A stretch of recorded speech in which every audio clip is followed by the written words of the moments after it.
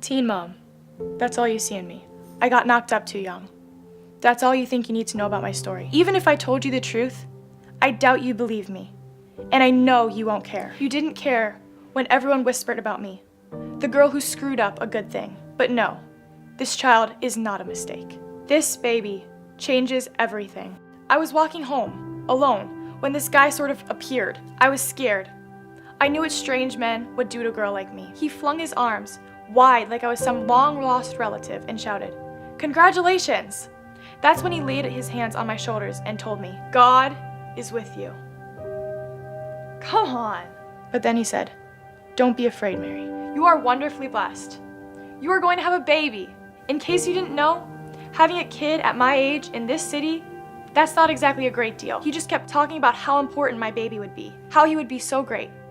He'd change everything, and he'd be called the Son of God. Son of God? My parents had always told me about God. They said he promised our great whatever something ancestors that he'd always take care of us, that he'd love us. For most of my life, I believed them. But just look at the world, how screwed up it is. My life certainly doesn't feel at all like the powerful God of love is looking out for me. I can still remember one night when I lay awake in my bed. I stared out my window and the stars beyond. They flooded the sky with a peaceful light, and I was overwhelmed by the feeling. I can't even describe it. I couldn't help but to long for them, these massive objects that filled the sky, that never felt the pain of our wars or the destruction of the storms that raged far below, that only gave light and beauty to the universe. And in that moment, I whispered, "If you're there, if there's something out there, I have to believe that whatever created the stars has to know what is good and beautiful. And I know that this world isn't. So I'm asking you, if you can do anything, will you please help us?" As I remembered that night while the stranger stood in front of me, telling me God was going to change the world through me, through my baby, what do? What do you say?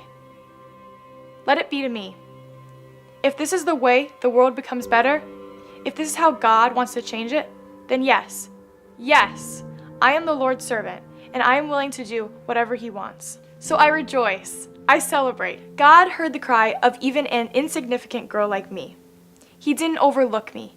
He didn't ignore me. The mighty Holy One has done great things to me, and his great love and blessing will go on for generations.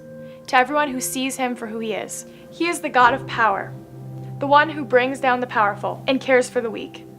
His blessings know no end. He has not forgotten his promises.